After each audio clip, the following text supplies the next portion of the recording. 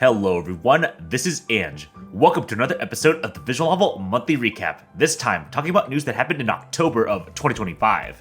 The visual novel for the hit anime and manga The Ancient Magus' Bride, called Midsummer Pilgrimage, has been released on Steam and Switch. It was developed by Mebius and published by Bushiroad. Just based on the Steam page, there isn't really too much to go off of. All I can tell is that it's a visual novel, seems to have some kind of map selection screen. Apparently it follows new original characters or something, but there's a little to no advertising, so I had to read a review to find this out. Sadly, this really seems to have unfortunate issues like zero voice acting, being really short, and apparently the translation is not very good at all, potentially AI translated. Shirofune has announced that they will be translating Utawarerumono Zon 2. I might have forgotten to talk about Zon 1 before, but basically, this series is an abridged retelling of Utawarerumono Mask of Deception and Mask of Truth through Zon 1 and Zon 2 respectively. Apparently, Zon 1 is mostly an abridged retelling of Mask of Deception, though it's not even out yet, even though it was announced by Shirofune a long time ago. While Zon 2 is considered a general improvement, with even less abridging and even exclusive story scenes for Mask of Truth that people seem to like. If you wanted to experience the Utawarerumono Mask story but with Dynasty Warriors-like gameplay, be sure to check out Zon 1 coming out in December and Zon 2 coming out sometime in the future.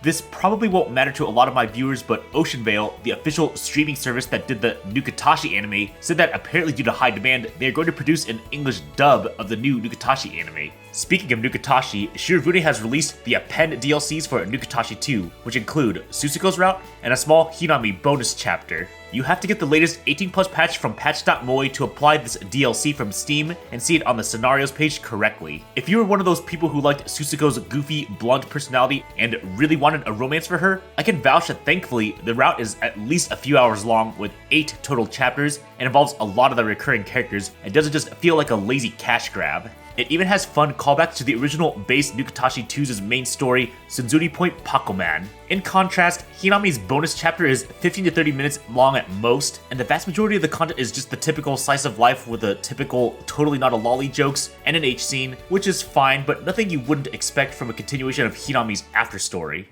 For those who wanted to read all of Alcott's Yomegami My Sweet Goddess but prefer to read visual novels on Steam over sites like Jast, Yomegami released on Steam and you can get the 18+ patch on Jast. As a reminder, Yomegami is a moege rom-com love story about a demon reincarnation with a goddess mother, a mob boss's daughter, a clumsy class president, and a naive dog-eared girl in their daily lives. Shirofune has announced that they will be translating the fandisk of Amanatsu, aka Amanatsu Plus. This is just going to include after stories for the 3 main heroines. As a reminder, this is by the developer Azarashi Soft, where a lot of people know them for Japanese-only readers who talk about loving the Amakano series. That said, the Amanatsu series was written by the writer of various SME titles like Making Lovers and Harem Kingdom, so Amanatsu is more of a mix of the goofy humor of SME titles with the low-stakes, down-to-earth slice of life of other Azarashi Soft titles if you're interested in reading the original Amanatsu before Plus comes out. Visual Arts, but not Key, has announced a visual novel based on the Itsuwari no Alice mobile game, where the original gacha launched in October 2019 but stopped receiving updates after July 2023. The VN will feature new CGs, full voice acting, and more.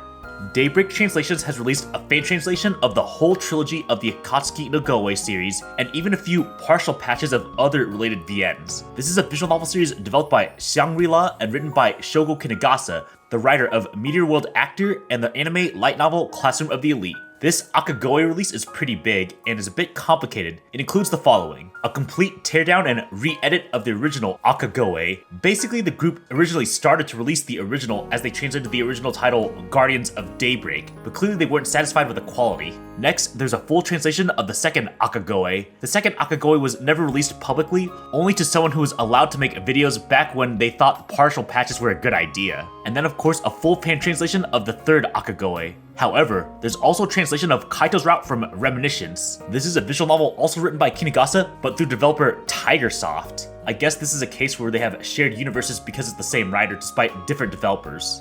Finally, there's a translation of Ren's after story, which includes Kaito as a main character from the Reminiscence fandisk. So basically, if you want to experience all the VNs that have the main protag Kaito from Akagoe involved, you now have that available.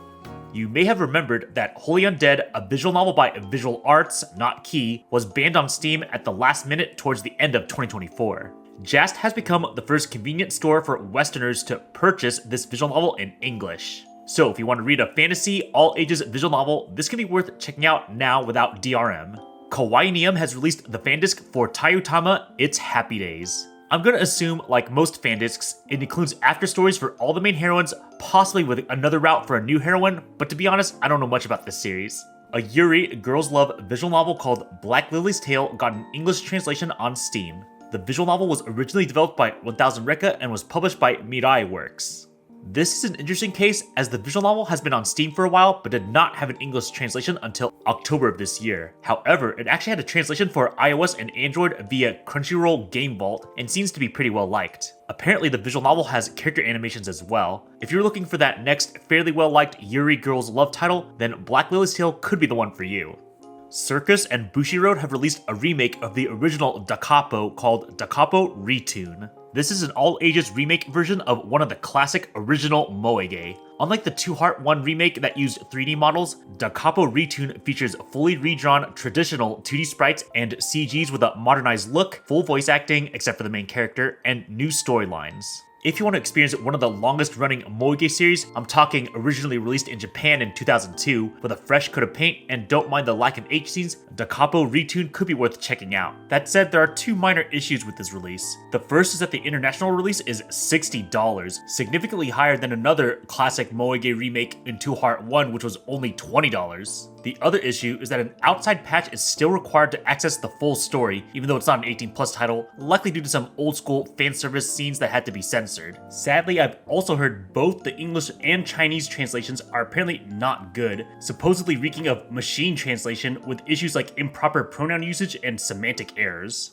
Several months ago, there was an announcement that a human translation was being made for Laplacien's newest visual novel, Harmonic Reflections, which originally released with an AI translation that understandably received a lot of hate. This human translation has been made public and is now available on Steam, thanks to the efforts of Robert Roy de la Serna and the rest of the team who handled editing and other tasks. If you're a fan of Laplacian and Ono Wasabi's previous visual novels like Cyanotype Daydream and Newton and the Apple Tree, and we're just waiting for a proper translation, now's a good time to read this visual novel.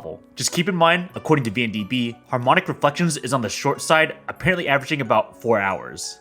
While there's no translation confirmation yet, Heliodor has finally announced the third and final entry for the Meteor World Actor series, Gaslight Bullet. If you don't believe that it's real, there's an actual website and everything. Based on the website's previews, it looks like there's going to be routes for Tamako, aka the snarky hacker from the 13th Division, Linda, someone who was sort of a villain antagonist in the first game, Io Daimonji, who was previously a side character introduced in Badge and Dagger, and a continuation of Ryoko's route, making her the first heroine in the series to actually get a second route. If and when Shirofune announces and releases a translation, then I'll talk more about it in the future. Kadokawa and Drogami Games were going to release Lover Kiss Endless Memories, a visual novel by the same company that made Amagami, Furokano, and Kimi Kiss. Unfortunately, they got hit with the last-minute Steam ban hammer for undisclosed reasons. Thankfully, they were able to find a couple of new PC stores to put it on, which includes GOG and DL Site. So in late November when it comes out, it will be on those stores plus the Nintendo Switch with an English translation.